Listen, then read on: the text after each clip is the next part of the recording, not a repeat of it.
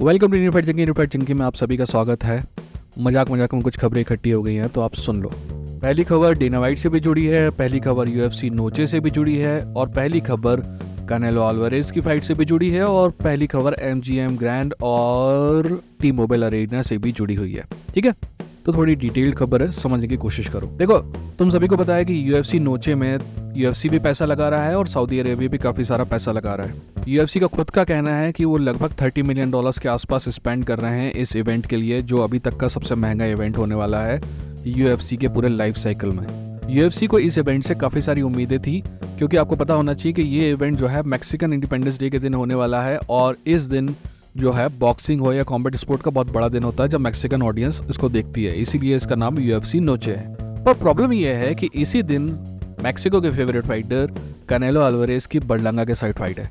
दोस्त, बर्लांगा और Canelo Alvarez की फाइट के बारे में मैं बिल्कुल भी बात नहीं करना चाहता, ये सब प्योर चूतियापा फाइट है। कैनेलो अल्वारेज डक कर रहा है बिल्कुल बेनाविडेस को, बट उस बारे में बात बाद में करेंगे। ठीक है, अभी बेसिक कॉन्टेक्स्ट आपको समझ में आ गया।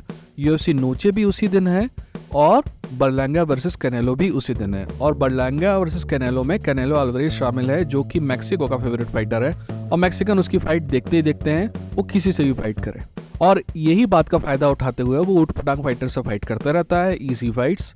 एनीवेज, फिर तुम में को चालू हो जाऊंगा मैं, तो आप समझ गए ना ये माहौल कि इस दिन सेम दिन फाइट है और दोनों एक दूसरे के कंपटीशन है।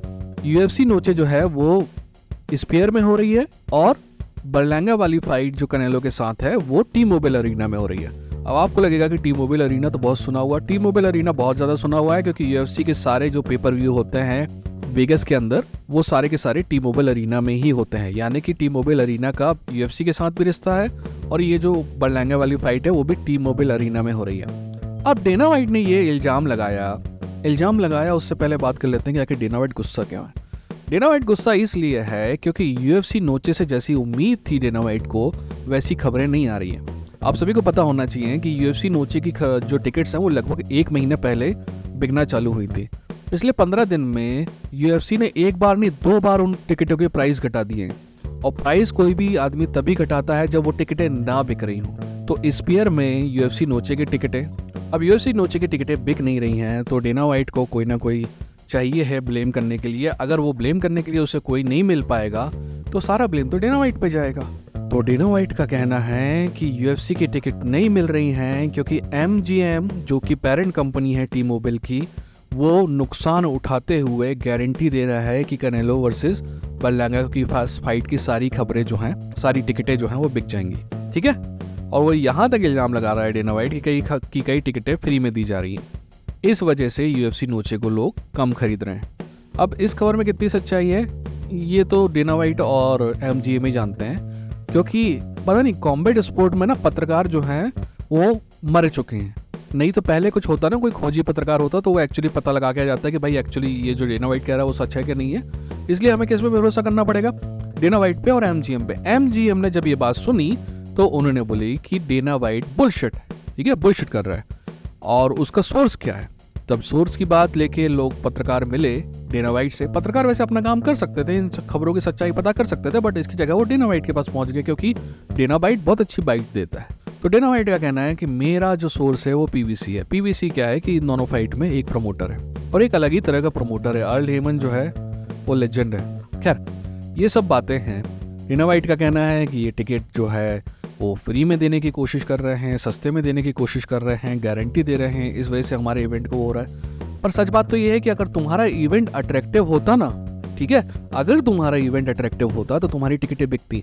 मैं आपको एग्जांपल बताता हूँ, आप जाके सर्च करना, होरे मासविडाल वर्सेस नीट डियाज की फाइट थी यूएफसी के अंदर बीएमएफ टाइटल के लिए।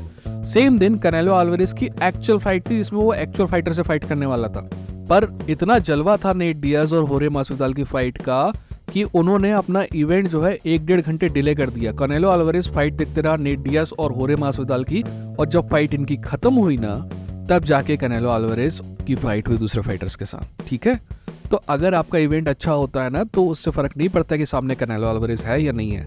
ये पहली बार नहीं है कि यूएफसी कैनेलो अल्वारेज के खिलाफ जा रही है। ठीक यार, मजाक में लंबी खबर हो गई है ना। अब अगली खबर की तरफ चलते हैं। अगली खबर राउंट्री को लेकर है। खलील राउंट्री वर्सेस एलेक्स परेरा की फाइट को लेकर है। खलील राउंट्री ने कहा है कि भाई मैंने मुई थाई सीखा, ये सब बकवास खबर है। इंपॉर्टेंट बात यह है कि खलील राउंट्री से जब पूछा गया कि क्या वो रेसलिंग करेगा तो उसने कहा कि रेसलिंग मेरा स्टाइल नहीं है। वाह मेरे भाई वाह, मैं जो हूं ना, मैं रेसलर से रेसलिंग करूंगा और मैं जो हूं ना किक बॉक्सर से किक बॉक्सिंग करूंगा। मुझे समझ में नहीं आ रहा है कि हम कौन सा स्पोर्ट देख रहे हैं। क्या हम किक बॉक्सिंग देख रहे हैं? नहीं ना। क्या हम रेसलिंग का इवेंट देख रहे हैं? नहीं ना। हम मिक्स मार्शल का इवेंट देख रहे हैं। और ये जो चूतियापा है ना कि मैं स्ट्राइकर को देखना स्ट्राइकिंग में हराऊंगा, ये चूतियापा जो है ना बहुत हाई लेवल का चूतियापा है। और अगर खलील राउंट्री ऐसे ही कर रहा है ना तो मेरी नज़र में उसकी कोई ज़्यादा इज्जत है नहीं। इन सबसे कहीं ज़्यादा मैं कर्टिस ब्लेड की इज्जत करता हूँ, जो दुनिया कुछ भी कहे वो रेसलिंग करता है क्योंकि उसको रेसलिंग आती है। ये मिक्स मार्शल आर्ट है। आपको लगता है कि आपकी जौन सा आर्ट फॉर्म सामने वाले से बेहतर है, आपको वो यूज़ करना चाहिए।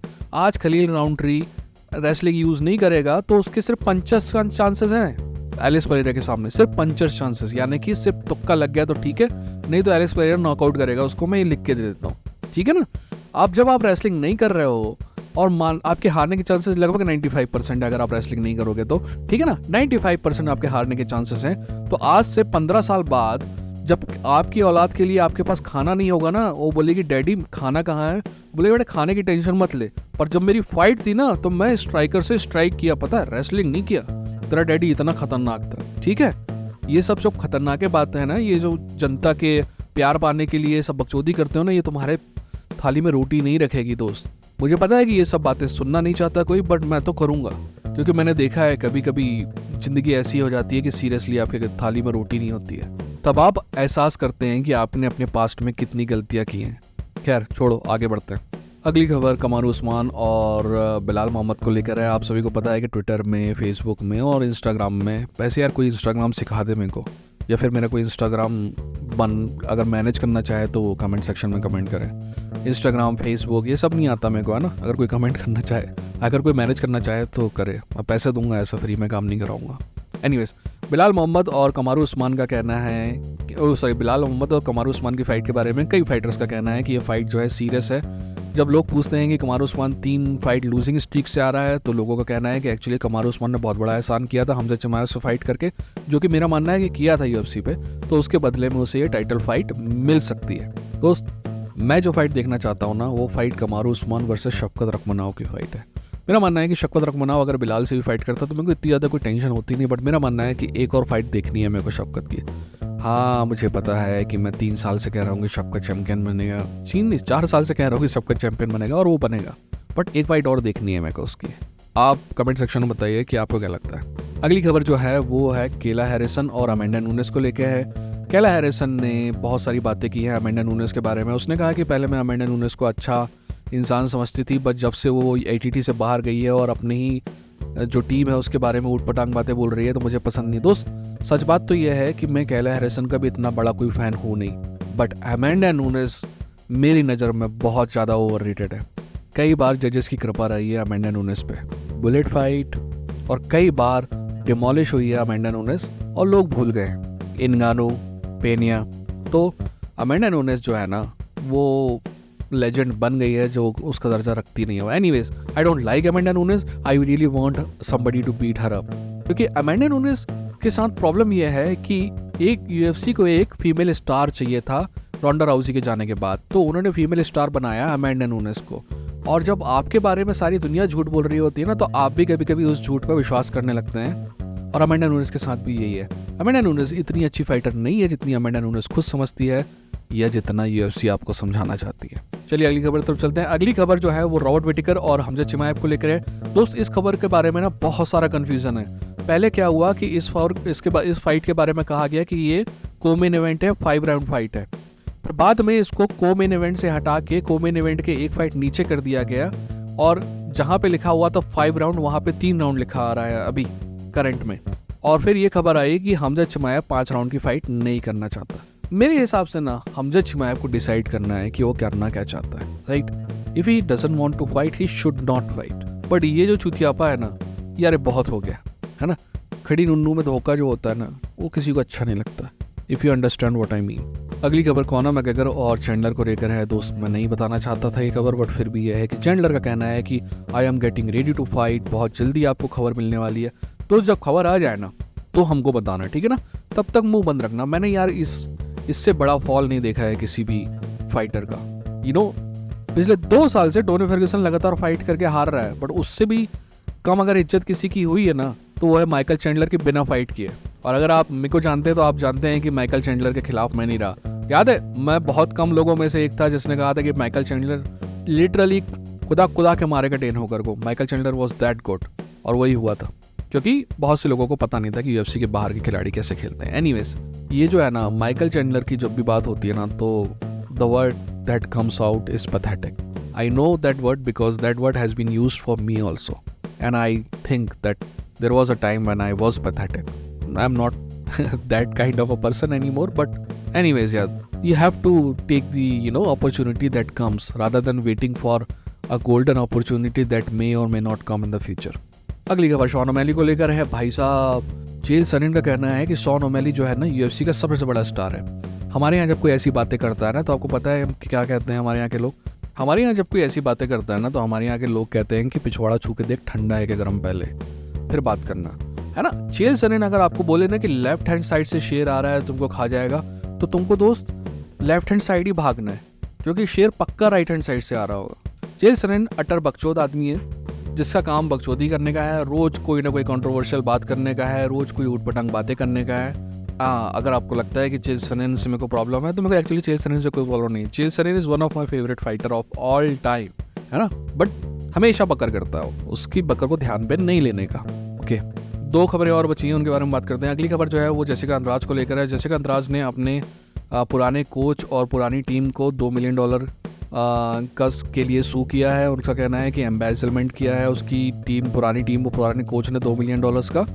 तो दोस्त ये केस तो है, बट इसके बाद उसने कहा कि अगर मेरे को अपनी रोजी रोटी चलानी है तो मुझे वापस से फाइट करनी होगी।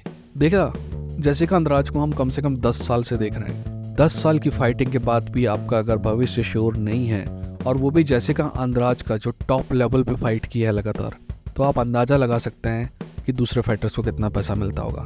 आपको ये बात में हमेशा लोगों को प्रॉब्लम होती है कि मैं फाइटर्स पे के बारे में बात करता हूँ, पर दोस्त हमें समझना होगा कि ये एक्टर नहीं है। ये जो घूसे खाते हैं ना अपने दिमाग में, ये इंजरी हमेशा हमेशा इनको हर्ट करती है, राइट। हम ये चाहते हैं कि ये अगर हमें एंटरटेन कर रहे हैं ना तो इनकी बाकी बची ज़िंदगी अच्छी से बीते, है ना। इनको रोजी रोटी के लिए फिर से फाइट ना करना पड़े 39 साल की उम्र में, 40 साल की उम्र में, कभी कभी 45 साल की उम्र में। एनीवेज, आखिरी खबर की तरफ चलते हैं दोस्त। योआना जेचेक का कहना है कि अगर उसे BMF टाइटल के लिए फाइट का ऑफर मिले तो एक बार वो फिर से फाइट करने का तैयार है। तो इस पर मेरा ये कहना है कि Joanna is the hottest fighter of all time, so I will watch her any time, okay, and she is a great fighter. Anyways, अपना ख्याल रखिए, अपनों का ख्याल रखिए। ये थे फाइट की, लड़ेंगे जीतेंगे। Take care. थोड़ा लंबा हो गया दोस्त, बट माफ़ करना, है ना। Take care.